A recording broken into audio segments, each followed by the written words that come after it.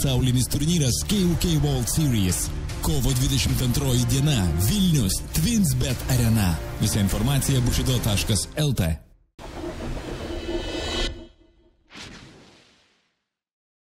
Taigi, gerbimi žiūrovai, šiandien pas mus svečiuose Lietuvos Kikbokso federacijos prezidentas Andrius Daniulaitis. Sveiki, Andriau. Sveiki. Ir Lietuvos Kikbokso federacijos teisėjų kolegijos pirmininkas Vadim Zelev. Sveiki, Vadimai. Klaus. Taip, Andriau, galbūt trumpai pasidalinkit mintimis, kaip gyvena Kikbokso federacija, kokie reikšmingiausi momentai vyko pastaruoju metu, kas laukia ateityje. Sveiki, tai federacija, aišku, gyvena savo gyvenimą, tai yra mes gyvenam kiekvienais kalendoriniais metais panašiu labai ritmu, tai federacijos pagrindiniai renginiai yra federacijos kalendorijoje, tai aišku, Lietuvos čempionatas visų amžiaus grupių, tada yra pasaulio taurės varžybos ir Europos pasaulio čempionatai, tai standartiškai, kur važiuoja sportininkai, kikboksininkai atstovauti Lietuvą, tai neišimtis, aišku, ir šitie metai. Tai planas yra šių metų 2 pasaulio taurės, viena Italijoje, bus kaip tik kovo mėnesį pasaulio taurė, kur išvažiuoja dalis sportininkų, taip pat, aišku, Lietuvos ir čempionatas, tada vasaros pradžioje pasaulio taurės varžybos bus Vengrijai standartiškai, kur irgi susirenka pagrindiniai sportininkai, kurie ruošiasi Europos arba pasaulio čempionatui. Ir aišku, pagrindinis mūsų įvykis šiais metais bus suaugusių pasaulio čempionatas, kuris vyks Abu Dabyje, Jungtinėse Arabų Emiratuose, tokia kaip ir egzotinė vieta. Ir tikimės, aišku, kad stipriausi mūsų kovotojai važiuos į pasaulio čempionatą ir ten tinkamai atstovaus Lietuvą ir mūsų kikbokso sporto tradicijas, pasiekimus ir ten gerai sudalyvaus. Važiuojate į čempionatus, kurių šalių sportininkai yra tokie, galima sakyti, pavojingiausi, ar nenusiskina daugiausiai medalių, galbūt turi kažkokias tai rimtesnės, senesnės tradicijas kikbokso, ar ne? Ne, tai standartiškai, aišku, stiprus visą laiką slaviškų šalių sportininkai buvo visais laikais. Čia, aišku, šiuo metu buvo Rusijos, Baltarusijos sportininkai suspenduoti, tačiau praeitų metų pabaigoje tarptautinė kikbokso organizacija VAKO kaip tik priėmė sprendimą, kad leis jau dalyvauti Baltarusijos sportininkam po neutralia vėliava, tai aišku, ta konkurencija sustiprės ir atvyks daugiau tų sportininkų. Be abejo, standartiškai yra kikboksas, kadangi pas mūsų VAKO organizacijoje tai yra bent 5 disciplinos, tai pradedant point fightingu arba musical forms, kur yra labiau ir bekontaktiniai dalykai, tai ten įvairiai, bet italai, aišku, yra, bet sakau, ir serbai, daug vengrai, stiprus tradiciškai, čekai, labai stiprus sportininkai, sakau, čia, tų sportininkų yra tikrai daug ir konkurencija didelė, dirbti reikia, Lenkai tie patys, kaip ir kaimynai atvažiuoja, tai ten, tikrai yra didžiulė šalis, daug labai klubų. Ten mes kaip kartais juokavom, užtenka vienas regionas, jeigu atvažiuoja pas mus į čempionatą, jau yra ką daryti, nes vis tik tai turi daug sportininkų, pakankamai populiari sporto šaka, iš tikrųjų. Labai džiugu, kad kovo 22 dieną artėjančiam KUK turnyrui Lietuvos Kikbokso federacija ir Kikbokso federacijos teisėjų kolegija prisijungė su teisėjimu, su teisėjais, su referiais. Vadim Zelev jau žengė į KUK ringą. Apšilai. Vadimai, papasakok, nuo ko prasidėjo pačio kaip referio kelias? Galbūt dar nuo pradžių. Nuo ko prasidėjo pažintis su koviniais menais, su koviniu sportu? Kai visą laiką gale 80-ųjų atsirado karate, aš manau, čia visi nuo jos pradėjo, nuo šitos sporto šakos. Rusiai gal net būdavo, ne? Kaipgi be Rusija. Rusys čia buvo pagrindas. Rusys, knygutės, Bruce Lee, video salonai ir taip toliau. Jo, čia buvo galbūt pradžia. Po to studentavimo laikais Rusijoje, kai mokiausi, kovinę savigyną. Grįžęs į Lietuvą kažkiek tai atsportavau Titane, o po to Vilnius, Geležinis Vilkas, pirmas klubas kickbokso, kuris labiausiai ir turėjo daugiausiai tuo metu prizininkų, sportininkų, kurie atstovavo. Tai va, nuo šito dalyko prasidėjo pažinimas su kickboksu, sakykime taip. O pats varžybose dalyvaudavo? Jo, aš esu pagal laukiką 3 vietą Europoje iškovojęs ir 3 vietą pasaulyje tai bokso sporto šakose. Čia senai, 2-4, 2-3. Čia pat. Senokai. Jau senokai. Paskui, reiškia, natūraliai, kad nenueiti nuo sporto, jeigu ir aktyviai pačiam nedalyvauti, tai ko gero savo patirtį perduoti jaunai kartai, ar ne, kitiems sportininkams, tai pasukoti trenerio kelią. Jo, ilgą laiką padėdinėjau treneriui, dirbti kaip antras treneris, o nuo 2004 metų įsikūriau Ukmergėj, kadangi pats iš Ukmergės esu. Tuo metu nebuvo jokio sporto klubo ir ten atsidarė sporto klubas Vilkas. Nuo šito dalyko mes ir pradėjom judėti toliau. Tuo metu buvo labai įdomi situacija, kad ir pats dar aktyviai dalyvau, ir jaunimo vaikus treniravau, ir vat, toks miksas galbūt iki 2009 metų, kada jau ten jau ganėtinai jau su sportu atsisveikinau, liko tik veteranų sportas. Bet veteranų dar dalyvaujate? Jo, sakykime taip, prieš metus paskutinį kartą laimėjau Balkanų šalių čempionatą, ten 6 kartų esu čempionas. Jo, ir iškovojau 23 metais Europos taurę, irgi Kroatijai. Tai po biškį, taip sakant, sena mokykla niekur nedingsta. Vadimai, ne tik savo kaip sportininko žinias perduodat jaunimui, bet ir sudrausminat kovojančius ringe. Tai pasikalbėkime apie referio visą kelią. Kada kilo mintis, kad visgi pereiti ir į teisėjavimą, prisidėti prie savo veiklos ir teisėjavimą? 20 metais Ukmergėj, kada atsinaujino federacija, buvo surengtas pirmas Lietuvos čempionatas, keletą metų prieš tai nebūdavo. Ir tiesiog padėjau teisėjavimu. Ir Lenkijos teisėjas toks žymus, Krzysztof Kasperski, tiesiog pasiūlė, sako, pradėk teisėjauti, nes gaunasi, yra kažkokios užuomazgos. Ir 2011 metais pirmą kartą su nacionalinė kategorija išvažiavau į Makedoniją, į pasaulio vako čempionatą.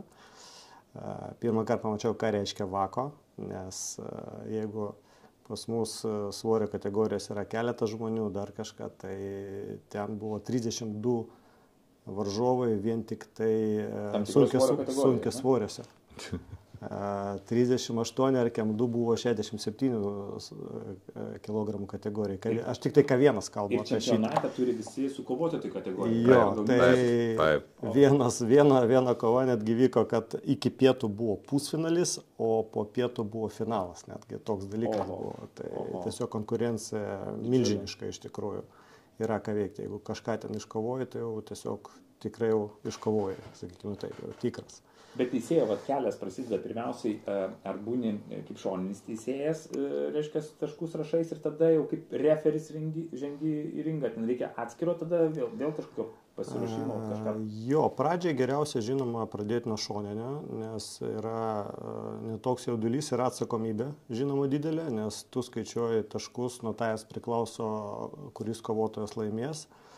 O po to jau pratinėsi pabiški dirbti ringę, nes ringas yra, į tave žiūri, sakykime, visi ir tu neturi teisės padaryti klaidą, nes, sakykime, vienintelė vieta, kur, kaip aš vadinu, du džentelmenai gali įsiaiškinti, kuris iš jų yra geriausias. Tiesiog, kad nebūtų neleistinų veiksmų, tam reikalingas referis. Tai šitas darbas irgi yra ganėtinai atsakingas. O savo pirmą referiavimo kovą pamenat? Kada Sako, viskas. Ukmergėje buvo Lietuvos jaunučių čempionatas, čia pirmą kartą tada buvo referi, žinoma, ir dar atsimenu, kad savo kovotoją nuėmiau nuo kavos, nes prasidėjo ten kraujavimas ir tada kaip tik ir pasakė, kad jeigu jau savo kovotojo negaili nuėmė, vadinasi, iš tavęs kažkas išeis. Tai va, čia buvo pradžia. Bet kokios savybės turi būti pas gerą referį? Vis tiek turi kaip žmogus, kaip asmenybė, ne, turėti tam tikras savybės, būti kaip griežtas, teisingas, greitai orientuotis tam tikrose situacijose. Dažnai mes kalbėjome net ne į kameras, kad ir YouTube'ai vaizdeliai plaukia, ypatingai kada ringia, kai sušoka ten 10 ir aiškinas, tada visiems būna wow. Referio irgi, ar ne, yra atsakomybė mokėti suvaldyti tokią situaciją? Jeigu tu įlipai į ringą, tai tu esi ringo šeimininkas. Ir kovotojai eina ten kaip garbingi svečiai. Jeigu tu nevaldai šitos situacijos, tada prasideda bardakas. Čia yra vienas dalykas. Antras dalykas, turi jausti kovą. Pačią kovą, pačius kovotojus ir būtent ką jie daro. Daleiskim, man padėjo tas dalykas, kad aš pats kažkada kovojau ir kai kurie taktiniai momentai galima nuspėti iš anksto. Tiesiog kur pasistatyti save, kaip judėti, kur tu tam tikroje vietoje turi būti, kad užbėgti už akių tam tikroje situacijai. Kai kurie momentai, šitie momentai yra tokie labai svarbus, nes nuo tavo darbo priklauso kovotojo gyvybė ir kovotojo sveikata. Čia pirmas dalykas, kurį turi žiūrėti kovoje. Nes, kaip sakoma, nokautai, knockdownai, neleistiniai veiksmai, dar kažką, viską šitą tu turi užbėgti už akių, kad būtų kaip ir tokia prevencija. Žinoma, tikrai yra skirtumas, yra profesionalus ringas ir yra mėgėjiškas ringas. Ne visi teisėjai, kurie gerai dirba mėgėjiškam ringe, gali dirbti profesionaliam ringe. Ir žinoma, atvirkščiai. Čia labai sunkus toks subtilybė. Dėl to, sakykime taip, patys žinote, kad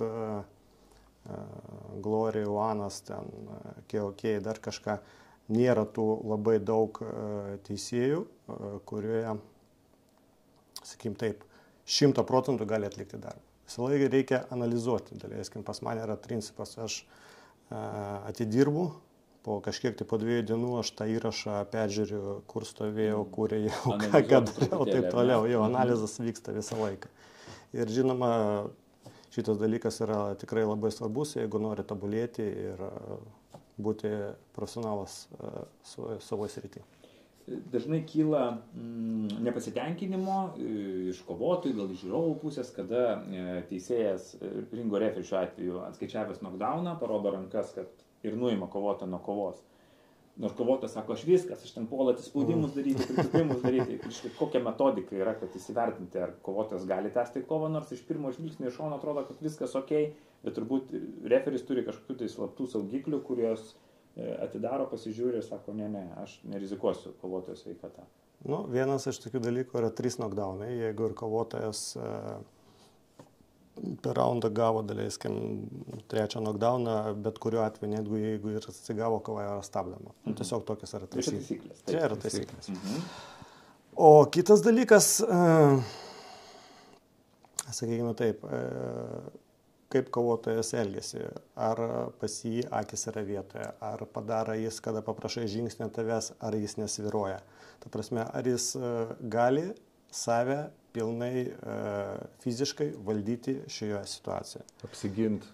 Jeigu žmogus fiziškai yra kažkoks tai sutrikimas, tiesiog teisėjas tada stabdo kovą, nes jis atsako už jo gyvybę ir taip toliau. Nes būdavo tokių variantų, kad lygtai kovotojas atsigavo, viskas tvarkoja. Nulipa nuo ringo, bach, suklupo viskas ir iš karto gydytojai prie jo pribėga. Tai tiesiog, kad nedavesti iki tokios situacijos, teisėjas geriau, žinoma, sustabdys kovą, kad nerizikuoti sportininko sveikatą.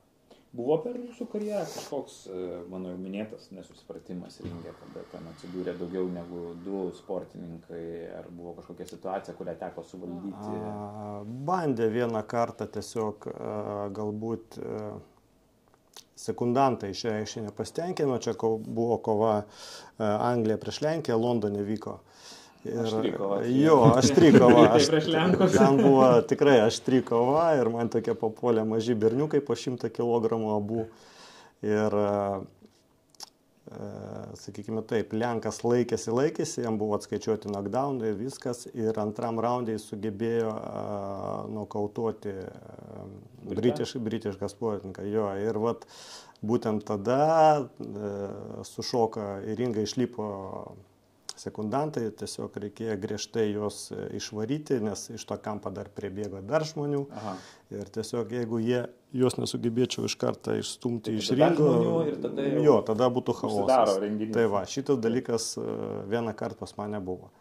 Bet kitaip dažniausiai būna, kad emociškai galbūt sekundantai per anksti iššoksta į ringą, jeigu reiškia varžovas, nes nukrenta, iš karto galvoja, kad viskas ir bando šokti. Tai tiesiog stabdai tada kovą, nes galbūt taisyklių nežinojimas, kad tiesiog tu turi atskaičiuoti iki tam tikrą laiką arba tiesiog iš karto rodyti, kad kova sustabdama ir tada jau galima kažką džiaugtis arba dar kažką. Plius pribėgimas prie to sportininko, kuris yra, sakykime, atsidūrę nokaute, knockdown'e, pirmas, kuris jį turi apžiūrėti, tai turi būti gydytojas. Ir jam nereikia maišyti, nes daleiskim sekundantai, kurie pribėga, jie užstoja galbūt maišą, dar kažką. Pirmą, ką reikia suteikti, žinoma, pagalbą.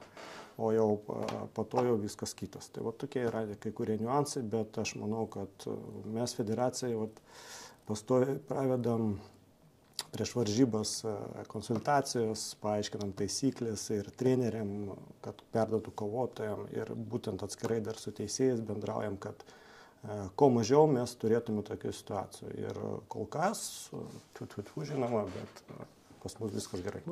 Tai aišku, faktas, kad papildant vadimą, kad mes turėjom Lietuvos čempionate berods, kad turim dabar net sportininkų, kurie dar aktyviai ir sportuoja, bet jau ir treniruoja. Taip. Tai būna, kad jie tarp savęs dar treneris su treneriu puola pasiaiškinti, kas vyksta, ir abu sportuojantis, ir tada net neringė vyksta diskusija, kartais karšta, kas čia kaip ką.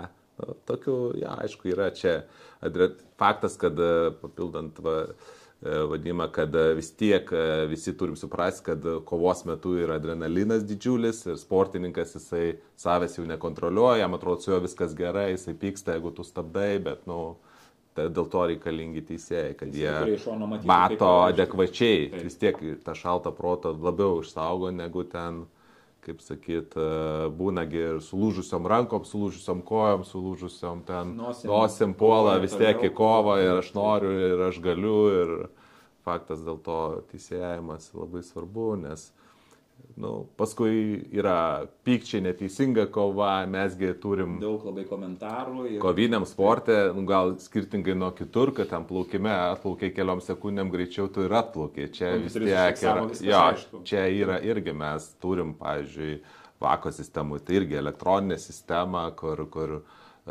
tarkim, kiekvienas šonis teisėjas spaudžia smūgius pataikytus ir mes matom iš karto to bloką, kas pirmauja, kas nepirmauja, ir čia atsakant dėl, jeigu matom, kad du šoniai teisėjai vienaip spaudžia, trečias kažkodėl kitaip, tada faktas, kad po kovos jau pokalbis, o kaip tu kitaip gali matyti, jeigu kiti du mato vėl situaciją, tai čia, visą laiką ta kompetencija ir taip negali būti realiai, kad, tarkim, ten gali būti 1-2 taškais, bet... Jo, nes iš skirtingų pusių tiesiog gali būti užstoja. Užstoja kažkas. O teisėjas turi spausti tik tai akcentuotą smūgį švarą, kurį jis tuo metu mato.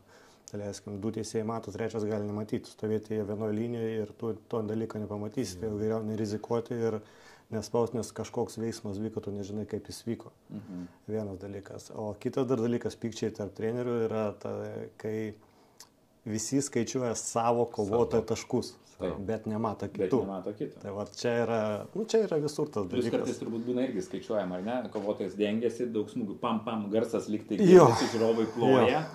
Šitas paskui mes turim labiau, gal profesionaliam ringė to nėra, nes taisyklės vienodesnės, bet mes turime, tarkim, vako, tai turim K1, full kontaktą arba laukiką, kelias disciplinas. Tai treneriai ne visas taisyklės žino, kaip taškai skaičiuojami, būna dar ir taip, tai jisai suskaičiavo pagal savo supratimą, o ten gal tas taškas nesiskaičiuoja iš tokį smūgį. Tai tų visokių niuansų, kaip sakyti, yra Ir čia, Neišvengsi to be abejo. Jo. Būna kovoj, pavyzdžiui, prieš paskelbiant rezultatą, kad vyriausias teisėjas sako, biškai čia nesueina. Renkamės visi kartu ir Na, taisyklių priklauso, bet čia, jo. Jeigu, kaip sakoma, elektroninė sistema, tai ne, tokių dalykų ne, nes jau rezultatas yra įskaitytas, jis yra įvestas ir nebent kažkoks tai iš teisėjų pasako, taip, aš spaudžiau kitaip, čia kažkas tai nesigavo, dar kažką tada pakeliame ir archyvai, įlendi į kompiuterį ir matai, ar tikrai čia yra sistemos sutrikimas ir tas dalykas vyksta. Kai kurie, kaip jūs sakote, susirinkimai vyksta, daleiskim, jeigu buvo kažkoks neleistinas veiksmas, ir referis nepamatė. Tiesiog ant vienos linijos neužfiksavo dar kažką. Taip, tada jis apklausė šoninius teisėjus. Jeigu kovotojas negali kovoti, tada vyr teisėjas sušaukė trumpą konsiliumą, iš karto priėmė sprendimas, ką tokioje situacijoje daryti.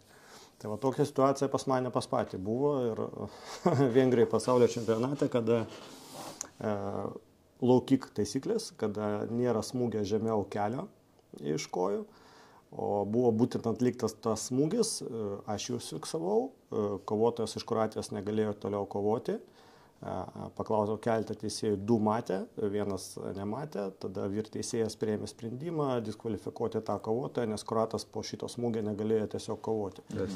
Ir kilo didelis nepasitenkinimas iš Rusijos federacijos, prie manęs ten pribėgo ir prezidentas, tuo metu jis kuravo visą ringo sportą ir jie mane atnešė video iš tribūnų, nors iš tikrųjų video nėra argumentas tokio dalyke. Ir video parodė, kad smūgis lyg tai buvo ir viršų, bet tikrai mačiau, kad kovotojas yra ne taip. Bet kadangi visos vako čempionatai dabar yra filmuojami, prie kiekvieno ringo yra stovi kamera, eina realių laikų visas veiksmas, tiesiog paprašiau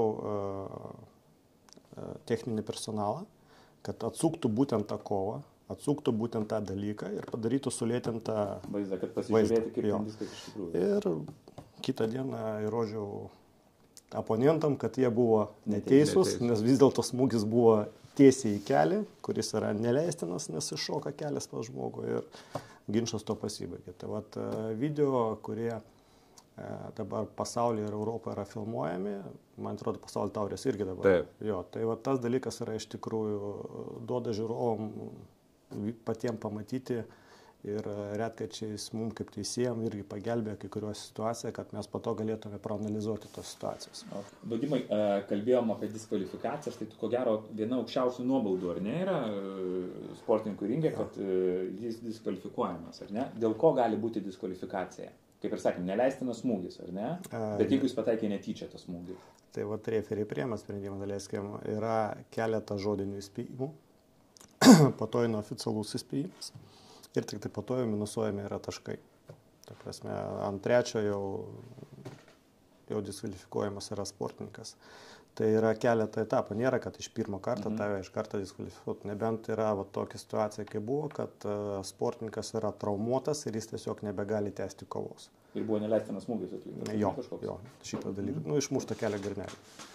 Tai va, šioje situacijoje. O šiaip tai visą laiką ir žiūrime, aiškinama dėl to, prieš pačios varžybos visą laiką vyksta pokalbiai su treneriais ir grinai išaiškina. Ypač mes dabar praktikuojam atvirus ringus, kurie yra naujokam pagrindė skirti, kurie neturi daug patirties, kurie žengia pirmus kartą į ringą, taip toliau. Tai visą laiką yra bendras paaiškinimas visų taisyklių ir treneriam, ir sportininkam, grinai salėje, ir kad jie tiesiog žinotų, ką jie gali daryti, ką negali.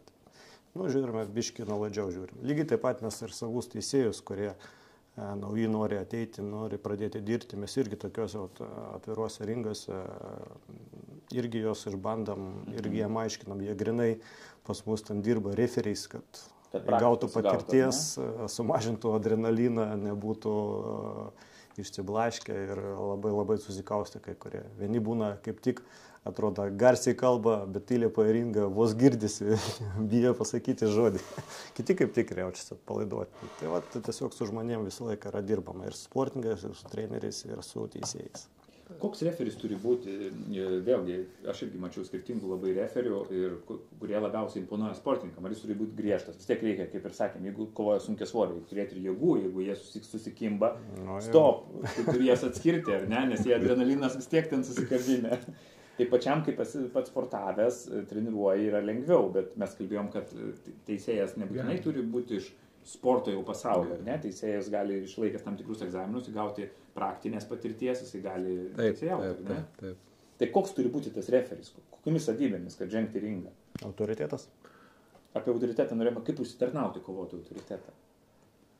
Patirtis, praktika ir žinoma, kad... Tęstinumas, kad jis jau žino tave, kad kaip tu teisėjauji, ar tu priėmei kokį tai netokį gal sprendimą bendrą, suklydai, daug klaidų darai, tai, automatiškai iš karto nusiteikimas yra, ne? Jo, nes, iš tikrųjų, tai nepaslaptis, kad, yra, tarkim, ar bokso pasaulio, ar kickbokso, tai kažkurie teisėjai daug klaidų daro, tada automatiškai jį jau rimtai kovai negali tu jo skirti ir klausimas, ar jį nereikia jam pasimokinti, nes, nes yra klasės, yra nacionalinė kategorija C, B yra mėgėjusi, A yra aukščiausia ir žinoma iki Europos ir pasaulio čempionatuose į finalus, pusfinalius finalus jau teisėjai su kategorija žemesnė negu A jau yra nedaleidžiami. Tam yra atranka. Jeigu šiaip žiūrėti šiai dienai, sakykime, iš mūsų Baltijos šalių, mūsų federacija turi galbūt stipriausią teisėjų kontingentą, nes mes turime ir A klasės teisėjus, ir B klasės, ir nesenai papildėm ir C klasės teisėjus, ta prasme, ypač ringo aš turėjome, nes vis tiek bus mūsų Lietuvos federacijai pagrindė yra ringo sporto šakos, yra full lauka vienas. Tai šiai dienai mes turim tikrai stiprią komandą, kuri gali iš tikrųjų dirbti, bet mes ir toliau tobulėjam, ieškam naujų, kviečiam pas visą laiką, kad tiesiog žmogus, jeigu nori pradėti šitą kelią, mes visą laiką padėsim pirmiem. Aukščiausias referio laiptelis, reiškia, kur jau reikia sudalyvauti, suteisėjauti, kad sakytų, jau čia jau, wow. Toks, prestižo reikalas, kad sakykime, pripažinimas. Pasaulio žaidynės kol kas čia yra didžiausia. Kickbokso aukščiausia pasaulio žaidynės, irgi olimpiniam formate vykstantis renginys, kaip tik prieš 2 metus Henrikas Vikšraitis Amerikoje dalyvavo, ten tik 8 sportininkai šitam svoryje, iš viso pasaulio geriausi, top, tai čia, aišku, visi tikimės, kad papuls kažkada šitą sporto šaką į olimpinės žaidynės ir tada bus, aišku, olimpinės žaidynės. Tas top, kaip ir bokse, yra papulti teisėjauti olimpiadų, yra kažkas tokio, kaip sakyti, Olimpas aukščiau nėra, kai jau pateisėjau olimpinėse žaidynėse, tai yra jau viršūnė visų pasiekimų. Aišku, profesionaliam sporte, tai turbūt irgi ten pasaulio čempionų dėl diržų visos kovos, kurios yra titulinės dvikovos, tai yra tai, kur skiriami, visi supranta, patys kvalifikuočiausi teisėjai, kadangi nepaslaptis vis tiek ir biudžetai labai dideli, ir klaidos ta kaina labai didelė, ir šoniniai teisėjai, ir ringo referis turi būti ir aptarnaujantis personalas, tarp kitko, tarkim, tie patys kateriai, kurie tepa veidą sportininkui ir tarkim, kad nesusižalotų, tai visi ir teipuotojų rankų ten yra atskiras pasaulis, kaip sakant, žmonių, kurie tuo tik tai užsiima, tai yra jų profesija, tai mes dar gal to neturim iki galo, nesam turbūt turėję čia tokio lygio renginių dar Lietuvoje, bet tikimės gal ateityje. Žingsnis po žingsnio viskas įvyks ir kaip sakyti, čia tas viskas vis tiek su patirtim ir su turim be abejo teisėjų, kurie teisėjauja, jeigu jau pasaulio čempionate teisėjauja teisėjas, tai jis jau yra arba olimpinėse žaidynėse, kaip bokse, tarkim, tai aišku, kad jo kvalifikacija yra tikrai labai aukšta. Pasaulio žaidynėse, žinoma, įdomus tas renginys, kadangi vien tik aptarnavimo sistema, jau tą olimpinę visi atvažiuoja tave žiūrėti ir tie profesionalūs operatoriai, ringas, visi techniniai dalykai, jie yra wow, žinoma. Tai Nu ir atsakomybė didelė, ne? Tokiam teisėjau, tokiam renginyje. Jeigu iš visų vako teisėjų papuolė į, sakykime, tą 10-tuką ir tame 10-tukė tu dar papuolė į tą 3-tuką, tai čia, manau, jau tikrai gerai. Nes kai teisėjau tada pasaulio žaidynėse Vroclave, tai iš tikrųjų buvo, kol kas didžiausias renginys mėgėjiškas, kurį aš esu matęs. Čia buvo pats įdomiausias dalykas, kaip mėgėjiškam teisėjai. Kaip iš profesionalių kovų, kaip minėjo Andrius, Peter Grehamo kova prieš Rožalskį Lenkijoje, Varšuvai, kada buvo 17 000 žiūrovų ir čia buvo vakaro kova, tai va čia irgi buvo toks neeilinis įvykis, sakykime. Tai va, sakyčiau, galbūt 2 dalykai, kurie man labiausiai įstrigo iš tų masinių renginių. O pati sunkiausia kova, jeigu šiaip imti, tai, sakykime, taip nesenai Mažeikiuose, kad vyko vakaro kova ir kada nei sekundantai, matau, nei kovotojai nežinojo, nei pakokias taisyklės kovoja, bet tikrai buvo didelis noras sukovoti. Tai va čia buvo įdomiausia ir sunkiausia. Bet tai išaiškinate eigoj. Jo, viskas buvo eigoj. Bet čia gal ir yra tokia šiek tiek, kaip aš ir minėjau, nes, tarkim, mes vis tiek turime tas giminingas sporto šakas, kaip Muay Thai arba kickboksas, atėjo iš Muay Thai, jam reikia kickbokso taisyklės, pristaikyti kažko negalima, bet ten galima, čia negalima, alkūnių kažko užsimiršta, kovos eigoj pradeda. Tai va čia tie visi dalykai yra, nes vis tiek tai yra labai giminingos sporto šakos ir tie sportininkai bando save vienoj sporto šakai. Mes irgi turėjom irgi, kad ir į Europos čempionatą važiavo Muay Thai klubo atstovai, kad pasižiūrėti, ten visai kitas formatas. Tokių yra. Bet vadinai, pavyzdžiui, prieš kovą, kada jau kovotojai pasiruošę, ringo referis pasikviečia juos abu, ar ne? Ir tada trumpai ten paaiškina, ko negalima daryti, turbūt, ar ne? Ar kas būna tas kelios sekundės? Jeigu yra mėgėjiškos varžybos, tai jo, tiesiog užakcentuoja kai kurios pagrindinius dalykus. Jo. O jeigu yra profesionalios kovos, tai profesionalai turi jau žinoti. Jau žino, jie. Tiesiog trumpai klausykit mano komandos viso kovos metu ir viskas pirmien. Pagarba ringe tarp kovotojų svarbus momentas? Aš sakyčiau labai. Nes aš pertrauksiu truputėlį pastebėdavau, kada vyksta aštri kova ir jau finalinis raundas, matom, kad abu kovotojai negailėdami vienas kito kovoja ir būna prieš finalinį raundą dažnai ringo referį paskatina juos ar sudaužti pirštinėm, ar apsikabinti, kad tiesiog dar biškai painicijuoti tą pagarbos jausmą. Dažniausiai kovotojai, kurie yra tikrai kovotojai, aš kaip sakau, jie prieš paskutinį raundą visą laiką apsikabina, sudaužo pirštines ir taip toliau. Nes, kaip ir minėjau pokalbio pradžioje, kad vienintelė vieta, kuri šiai dienai liko, kur 2 džentelmenai gali įsiaiškinti savo santykius, čia yra ringas. Ir žinai rankos kojos, ar ne? Jo, viskas priklauso. Tai yra, gal nesakai, žaidimas, kova, taip pergudraut priešininką tam pačiam svorį, vienodom sąlygom, vienodom pirštinėm, vienodos svorio pirštinėm. Taip, aišku, ūgis ten gali skirtis, bet kokiu atveju tai meistriškumo tas įrodymas ir vis tiek tai yra, nėra tai karas.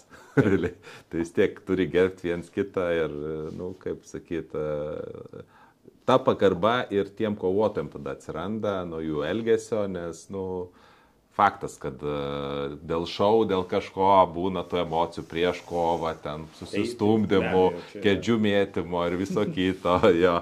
Va, bet ringė tai turi būti pagarba, jinai, kaip išlieka dažniausiai, nes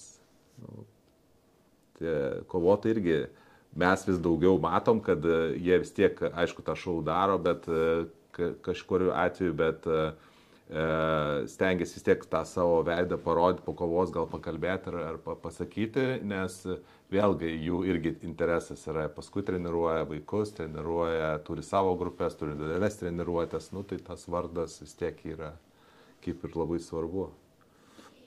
Na kągi, nemažai čia apšnekėjom įvairiausių niuansų, tai noriu padėkoti Andriui ir Vadimui, kad apsilankė pas mus. Labai bus džiugu pamatyti ir Kickbokso federaciją, ir teisėjų kolegiją artėjančiame KOK turnyre. Dar kartą žiūrovams noriu priminti, kad kovo 22 dieną Vilniuje TwinSbet arenoje didysis KOK turnyras, kuriame išvysime tikrai labai daug kovų. Na, o ringe bus tikrai patyrę ir savo darbą išmanantis teisėjai. Ačiū labai. Ačiū. Ir iki pasimatymų. Ačiū. Iki. Pasaulinis turnyras KOK World Series. Kovo 22 diena. Vilnius TwinSbet arena. Visa informacija bushido.lt.